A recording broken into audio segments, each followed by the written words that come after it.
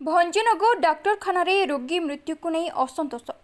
आज भंजनगर डाक्तखाना देखा मिलता उत्तेजना। जड़े युवती चिकित्सा समय मृत्यु को नहीं परिवार लोके डाक्तरों विरोध में आनी संगीन अभियोग। सूचना योग्य जे बेलगुंठा ब्लॉक सोरडा ग्रामर सालिना स्वाई बयस 20 वर्ष सामान्य पेट काटुवा जोगु गतकाली रात्रे आसीथिले ओ बेड्रे आडमिट हैला परे मध्य दीर्घ समय धरी कौनसी डाक्टर नर्स आसी नथिले, किंतु बारंबार डाकिबा परे जड़े डाक्टर गोटे इंजेक्शन देथिले ओ परे परे शरीर संपूर्ण ठंडा होइथिला। एसबू देखि परिवार लोके पुणी डाक्टर को डाकिथिले, किंतु घंटाए पर्यंत आसी नथिले, किंतु पुणी बारंबार डाकिबा परे डाक्टर तांको मृत घोषणा करथिले। युवती मृत्यु पर ग्रामवासी और परिवार लोके भंजनगर डाक्तखाना भितर पाटितुंड करथिले। सेमानक अभियोग सामान्य पेट दरज रोग को मध्य भंजनगर डाक्तखानार डाक्तर माने चिकित्सा करिपारु नाहंती।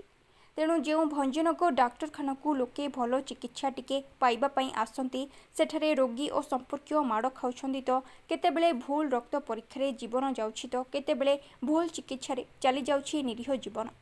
तेणु एठी देखा बाकी रहिला केबे सुधुरिब भंजनगर डाक्तखानार चिकित्सा व्यवस्था। भंजनगरु पुरुषोत्तम महापात्र रिपोर्ट, जिला खबर। घटना है जे उपखंड स्तर चिकित्सालय को गोटे साधारण रोगी आसिले एठी उत्तम मानर माने कौन प्रकार सेवा जोगाई दि जाऊ नहीं। एठी डाक्तर मानकर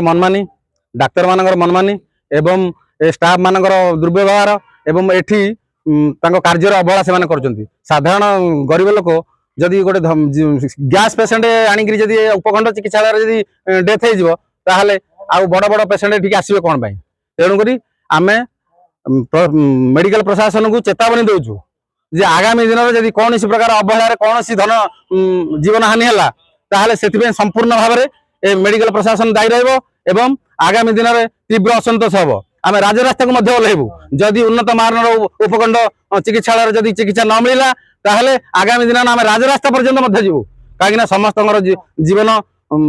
सुरक्षा से दायित्व से कर्तव्य ठीक से करूना पब्लिक पैसा से दरमा नौ। हाँ आमर जीवन प्रति विपद रोचे समस्त। तेणुक जो माँ भौणी जो युवक बंधु जो मैंने भी आसवे ये उन्नत मानर चिकित्सा पाइबे एवं भल डाक्तर एवं भल स्टाफ ये रखु नहले आम आगामी दिन में साधारण जनता तरफ मुझे कहूँ कौन प्रकार राजनैतिक उद्देश्य प्रणीत ना। आगामी दिन में आम भयावह साधारण जनसाधारण आम समस्ते राजरास्ता को ओह्लैबू एवं आगू तीव्रतर नब आईन को हाथ को ना पछेबू आगामी दिन में जदि ये अवहेला लगी रहे। आम भौणी को देखापी तार जस्ट पेट माने गैस लगी तो बांति बांति है झाड़ा ये सब जो प्रोब्लेम है नहीं आसिलु नहीं आसला डॉक्टर आमको कहले एडमिट कर दियो। एडमिट कर टोटाली किए रेस्पॉन्ड करियार नहीं गोटे थर एडमिट करदे राउंड रे कि आसियार नहीं किछि नहीं जस्ट तापर आम झील जो बहुत पेट पेन है डाकिलु डॉक्टर को जो डाकिलु टोटाली रेस्पॉन्ड करना बारंबार बारंबार डाकिला आसिले गोटे इंजेक्शन नर्स आसिक